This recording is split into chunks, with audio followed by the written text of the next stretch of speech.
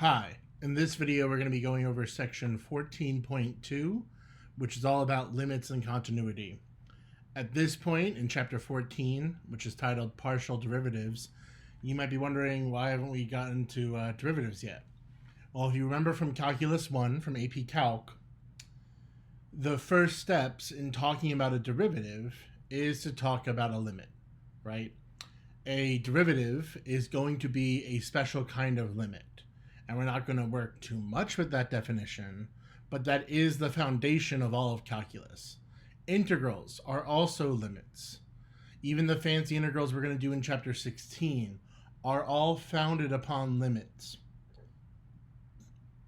Why do we care about continuity? Because that's when limits work out nice, and therefore derivatives will work out nicely, integrals will work out nicely. Continuity is just a nice thing to have. So in general, it gets a lot more complicated in higher dimensions. We're not going to have as easy as a time as we have with limits in Calc 1. And I know for a fact, some students wouldn't say that that was easy either. So, brace yourself, watch these videos again and again if you need to, and we'll be good to go. Since you're already familiar with limits in general, let me just start off with an example of what things look like, and we can break it down from here. So, in the best case scenario, you'll get a limit that'll look like this. It'll be as x comma y approaches the point 1 comma 2, and we'll have some sort of equation like x squared y cubed minus x cubed y squared plus 3x plus 2y. Okay, now this is the best case scenario. Why? This function is going to end up being continuous. Not to spoil too much of what's going to come in a later video, but polynomials, just like in Calc 1, are always going to end up being continuous. So when you're staring at a collection of letters that are only being multiplied, exponentiated, added, and subtracted, we have a polynomial, we have a continuous function. Why is that nice? Because you can just plug in 1 everywhere you see x, 2 everywhere you see y, and this works out just the way you'd expect it to. 2 times 2.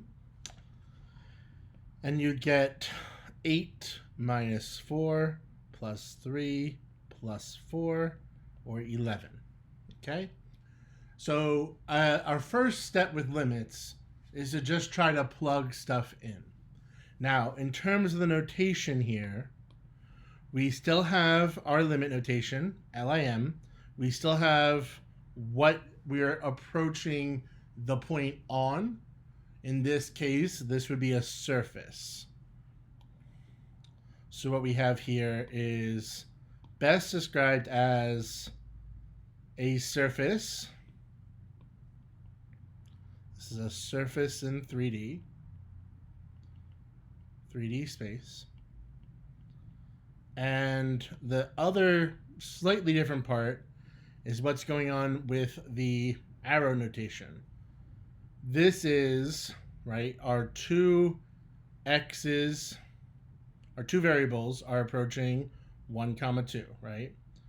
I guess I just rewrote it. Approach. It's still approaching. And what do we mean by approaching? We mean getting infinitely close to. What do we mean by getting infinitely close to? We're going to get really specific on that in a way you might not have in Calculus AB or in your Calc 1 course. We're going to talk about in what sense we have to get close to. It basically means as close as we want. That's what I want in your mind right now. I need to be able to get as close as I want to 1, 2. As close as I want to get to 1, 2, I will get as close as I want to 11. That's what a limit means. Because it's continuous, this curve, this surface, sorry, it's not a curve, this surface will have that coordinate on it. That surface has the coordinate 1 comma 2 comma 11 is on the surface. Now that's because this is a continuous kind of surface. One more time, why is it continuous? because it's a polynomial type surface. It's just x's and y's multiplied, exponentiated, added and subtracted. Going back to the approaching, there is another version of this notation you might see, depending on what you're looking at. And this also might explain it if you're coming from a Calc 1 context. X is approaching the number 1, Y is approaching number 2 at the same time. And that's going to be key. It's not like we go to 1 first and then we go to 2. That's going to be tricky as we get to the more indeterminate situations. So that's limits when they work out in a nice way. Obviously, we're much more interested in what happens when things break down. So let's rewind and go back to a Calc 1 scenario. When do limits break down? So in one dimension, in our old 1D setting, we have a limit as x approaches a of f of x equals L. So to specify what I was saying on the last page to get some good notes, f of x is a curve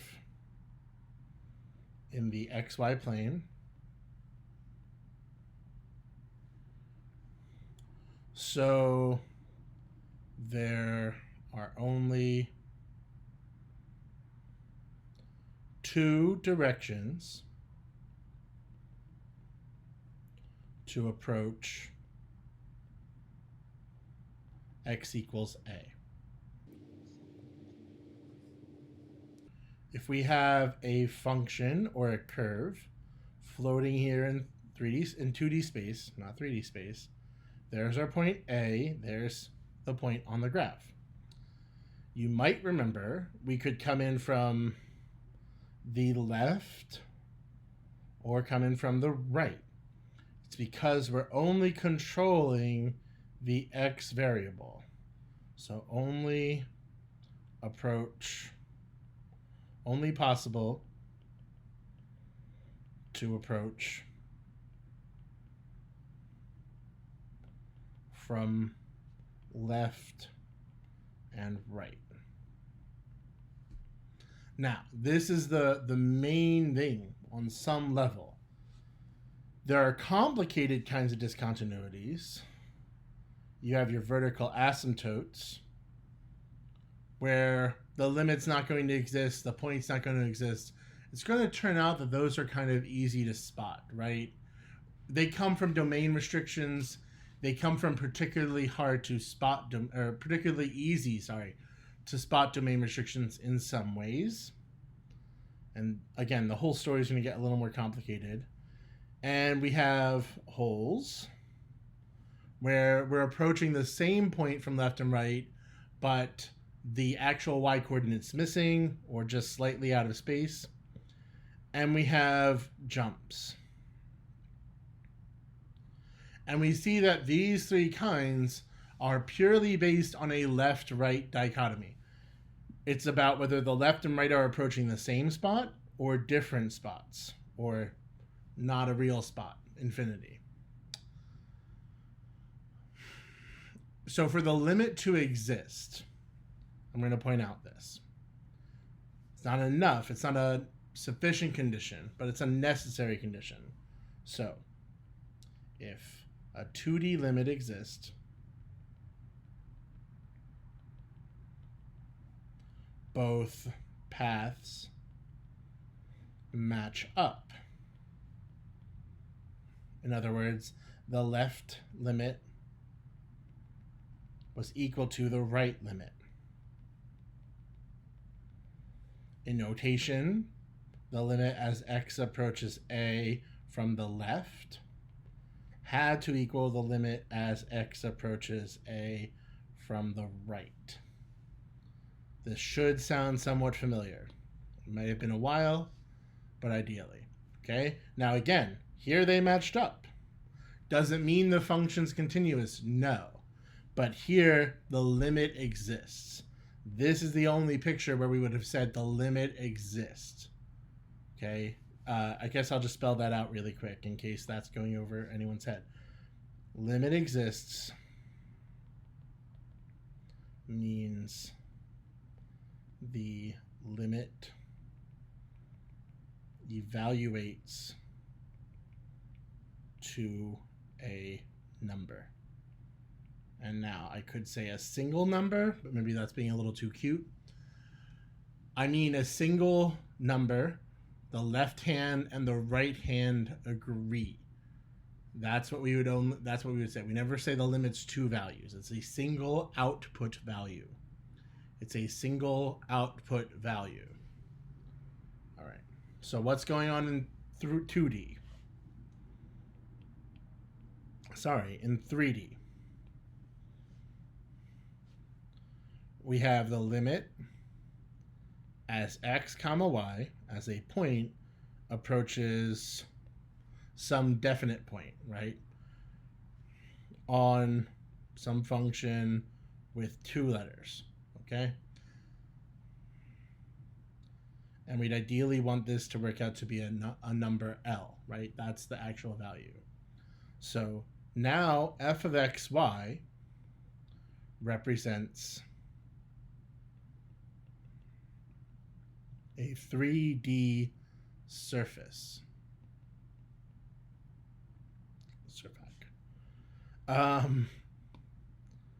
And if you can picture what's going on here, on a 3D surface, I guess I'll draw my paraboloid.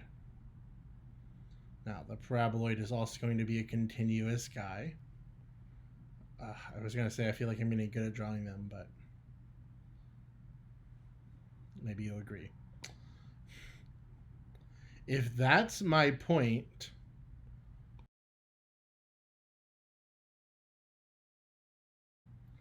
okay, that's the point I'm trying to approach. It's the point directly above the coordinates a comma b. If I'm trying to approach that point along the surface, there's an issue. There are infinitely many paths I can use to approach that point. I can go up along here. I could go down along here. I could go a wiggly path like that. There's infinitely many paths. And this is the source of all our problems. There are infinitely many paths that approach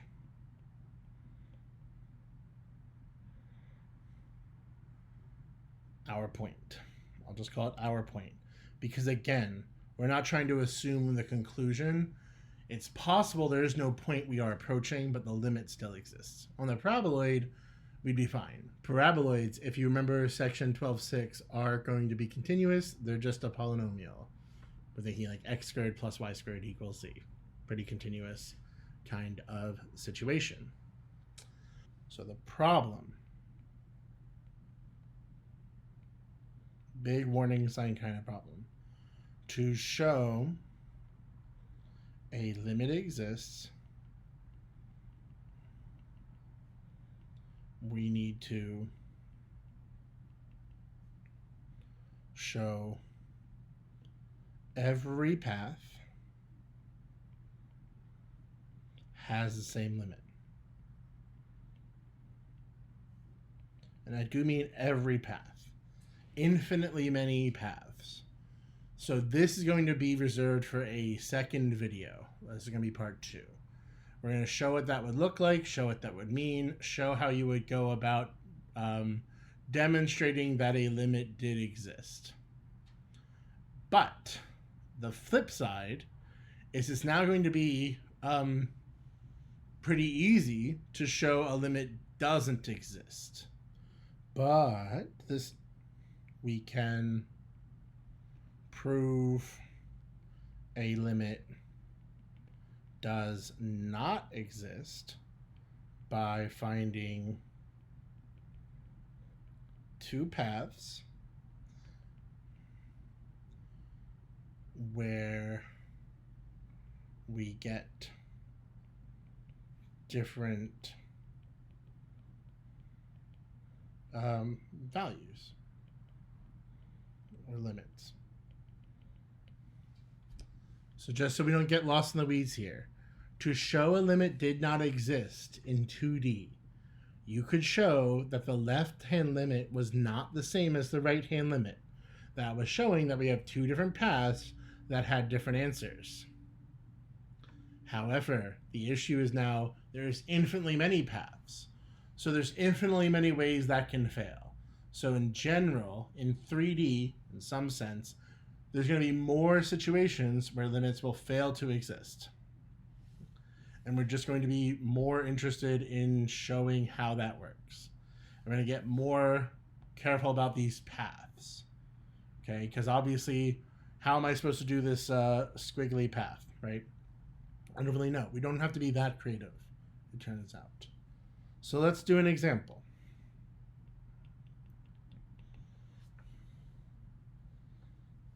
Show that the limit as x comma y approaches the origin. Plugging in 0 is going to be a problem, just like it is in AB or Calc 1, of x squared minus y squared over 2x squared plus y squared does not exist. This is the question you want to see. This is the question you want to be like, oh, cool, I got the one I'm ready for, because this doesn't take much creativity. Allow me to show you.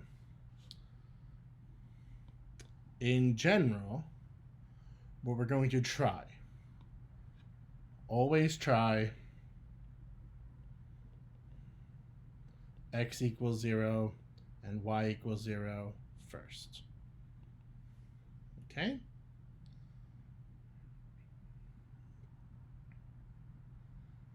Now, what do I mean by try these paths? Okay. Along x equals 0,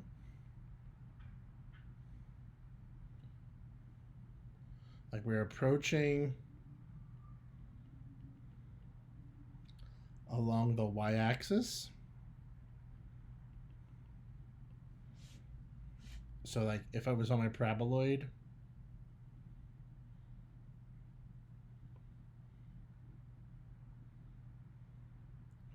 I'm saying, and we have this specific point, what happens if we approach just along the projection of the y-axis? Like picture folding the y-axis up along the paraboloid. Do we get a limit? Again, this surface is not a paraboloid. This surface right here is a lot more complicated than the paraboloid.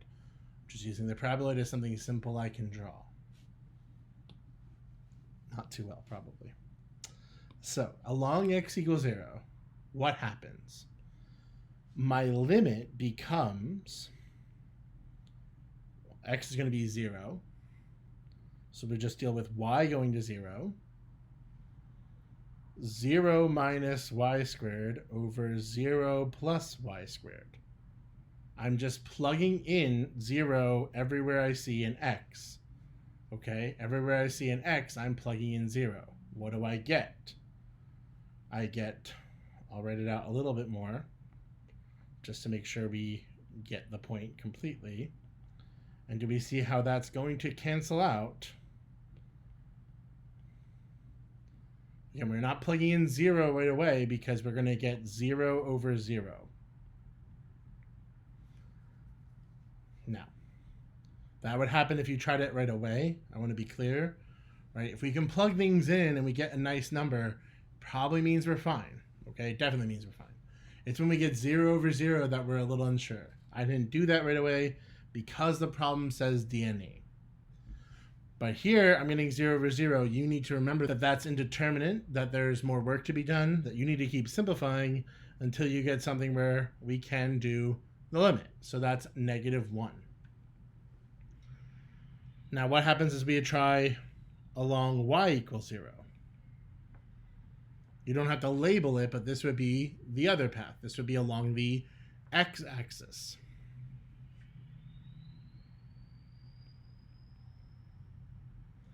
So now only x's would be left. And we're going to get x squared minus 0 over 2x squared plus 0. How does that going to simplify? What do you get when you simplify that? I get 1/2. So we see that this guy is not equal to that. -1 is not the same as 1/2. So the limit does not exist at 0, 0. For this function, what happens if I try to plug in almost any other number, any other pair of numbers?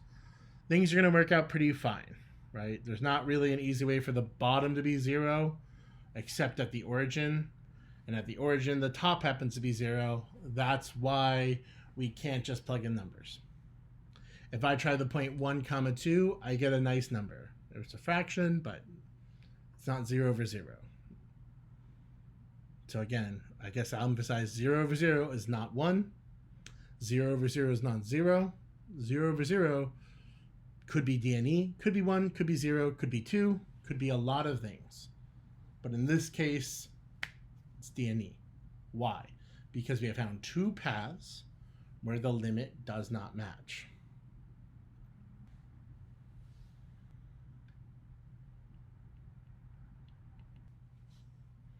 All right, so we're going to try a limit as x comma y approaches 0, 0. These are really the only limits we're going to be focused on in a big way in this class. We're going to have 3xy over 3x squared plus y squared. I didn't say show this limit doesn't exist. Let me just walk you through the thought process. The first thing we're going to try in every single problem is just what happens when we plug in. The bottom's going to 0. The top's going to 0. What does that mean? More work. It does not mean 1. It does not mean 0. It does not automatically mean DNE. If only things were that simple. Instead, what we're going to have to do is try to show it doesn't exist. There's not going to be easy tricks to show it does exist. Showing a limit does exist is always going to require proof, and you'll see the next video for more on that. But here we go. So what do we do to try to show something doesn't exist, to try to show a limit doesn't exist? Well, if you follow my directions from the last slide, we're going to try x equals 0. So that'll fix the x. We'll just go for the y. What happens? The top's going to be 0, and the bottom's going to be 0 plus y squared. I need you to see that we don't plug in 0 for y. We try to simplify first, so we would get 0. We would not get 0 over 0 again. We would get just 0. Okay? And we're going to try y equals 0. What happens there?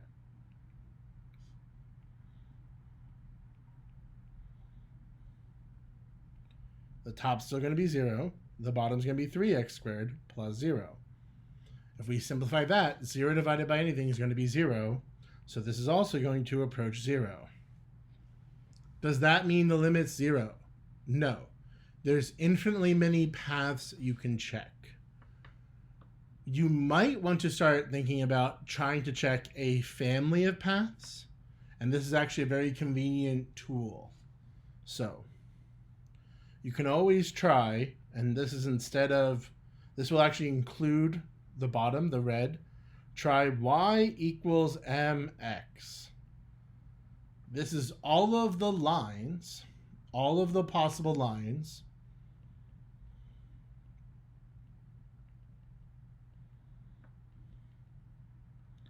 that go through, pass through, go through sounds so informal, the origin.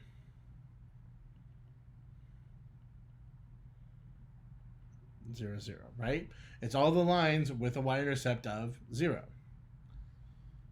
If m in answer, in limit,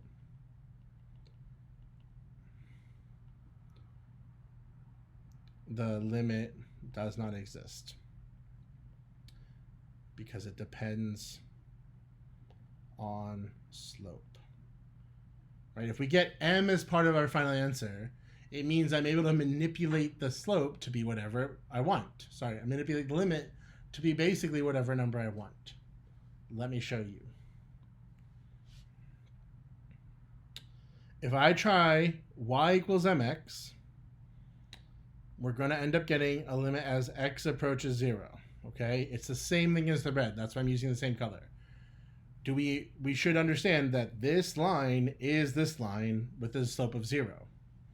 This covers this case. So you can always try this instead of the red. I often do that as a nice trick. It does not cover x equals 0. It does not cover that case. There's no number I can put in for m that will make x equal to 0. So you always try this. Please always try x equals 0 and then try this. Here we go. 3x times mx over 3x squared plus mx quantity squared. Now you have to be careful with your algebra, but this is a pretty nice solution to check infinitely many paths at once.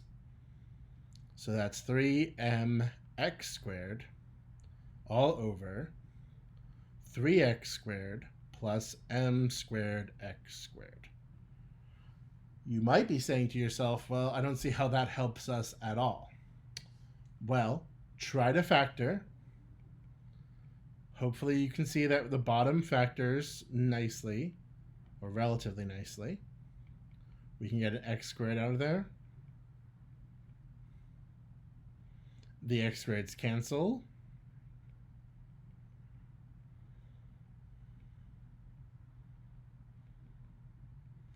And in fact, there's no more x's, so it shows my slope's always 3m over 3 plus m squared.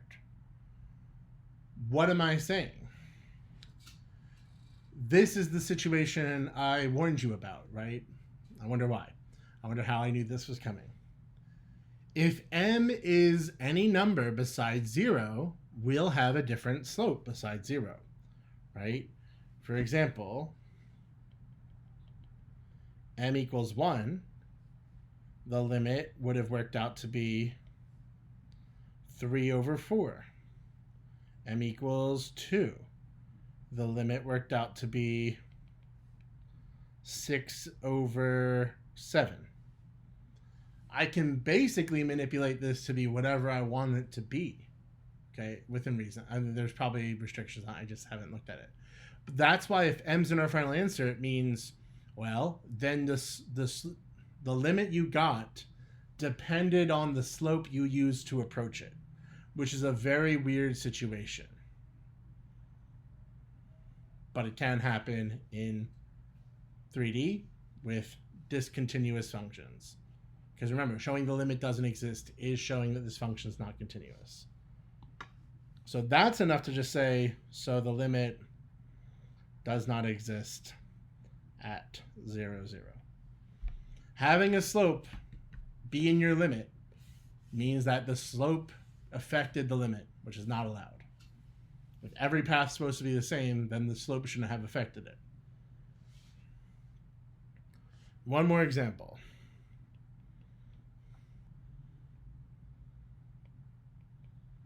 Because there's one more wrinkle to the story of showing a limit does not exist. So,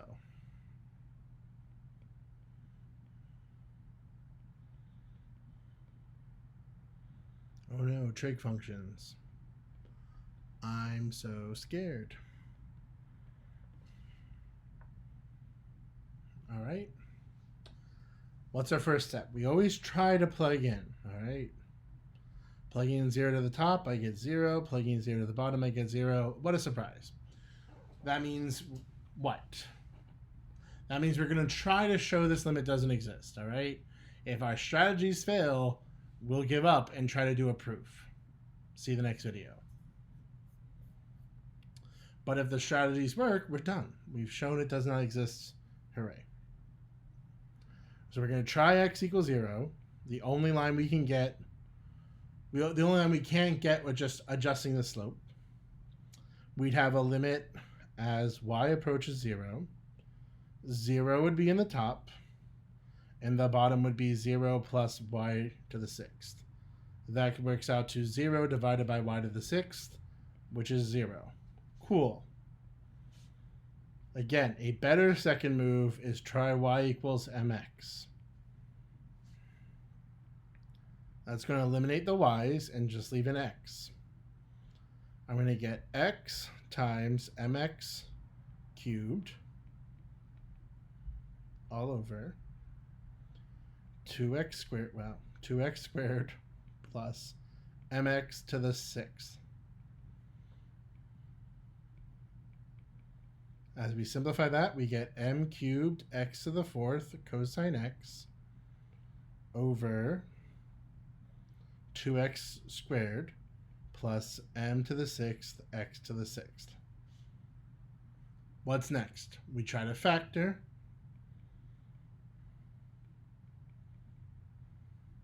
We're trying to get so one of the sides isn't 0, and we can do that by factoring. That's the idea. That's why we're factoring. I get x squared times 2 plus m to the 6th x to the 4th. And when you simplify that down, m cubed x squared cosine x all over 2 plus m to the 6th x to the 4th. What do you get? Well, I get 0 over 2. Now the bottom's going to 0. Sorry, now the whole thing's going to 0. The bottom's not going to 0. So now the whole fraction's going to 0. What does that mean? Does that mean the limit exists? No. That means no matter what slope,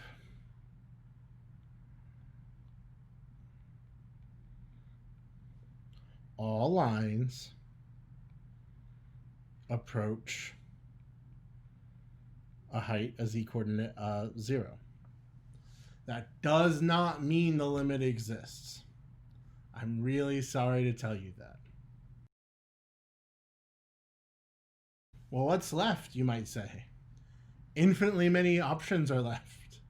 Okay? Now, realistically, this is going to be the last thing we end up trying before we try proofs. The kinds of problems you're going to see are going to top out here. But there is this last step. You must check. You must check this last step in order to see whether you should start a proof. And realistically, I might give you problems where it just says, hey, prove this limit exists. So you don't have to go through this whole process, so you can be sure. All right, so what are we going to try? In general, try paths that make the top and the bottom, the numerator and the denominator, the same degree, the same highest power. How do I do that? Like, maybe that sounds very, very arbitrary. Look at ratio of powers between x and y. Why? What am I saying? What the heck am I saying? In the top here, it's 1 to 3. There's 1x for every 3 y's. In the bottom, there's 2 to 6.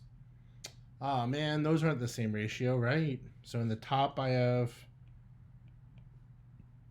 1x to every 3 y's. In the bottom, I have 2x's to every 6 y's.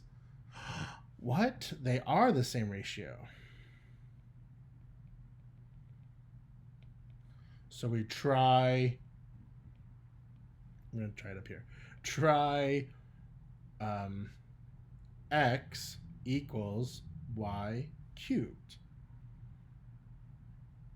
We try to substitute that ratio. The ratio you get from just observing how these powers work out. If you're saying to yourself, I don't get it. How is that going to help me at all? Watch. Actually, it's going to be easier to replace the x's in that situation. Sorry. We're going to replace all the x's with y cubed. So we're going to have y's left over. You can always just write it down and see what makes sense to you. So I'd have y cubed times y cubed. That's what I replaced. Cosine of y cubed. Don't worry about that part. 2 times y cubed squared. Make that a little nicer. 2 times y cubed squared plus y to the 6th. Maybe you start to see how this is going to work out. We have y to the 6th cosine y cubed over 2y to the 6th plus y to the 6th.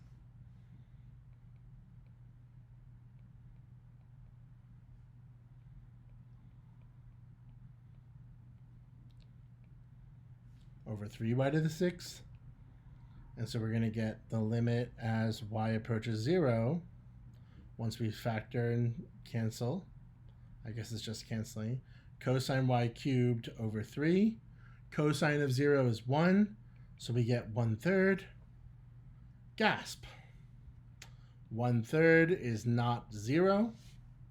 So limit does not exist at 0, 0. That's it. That's all you can do. Again, you might be saying to yourself, well, that seems like a lot I have to do. Exactly. It can be kind of annoying, but you do have to watch out, especially because at your level, no offense, it's sometimes really easy to write proofs. And I know I keep talking about the proofs and I haven't shown you one yet. It's really easy to write proofs that look like they're correct, but aren't, because you can just make bad assumptions and not understand it at this level. So you really need to go through this step process. Please follow these 3 steps. So when checking limits where x comma y goes to 0, 0, things will work out slightly differently if we had other points, but that's not something we're going to cover in our course. 1, try x equals 0. 2, try y equals mx. 3, try to use the ratio of powers.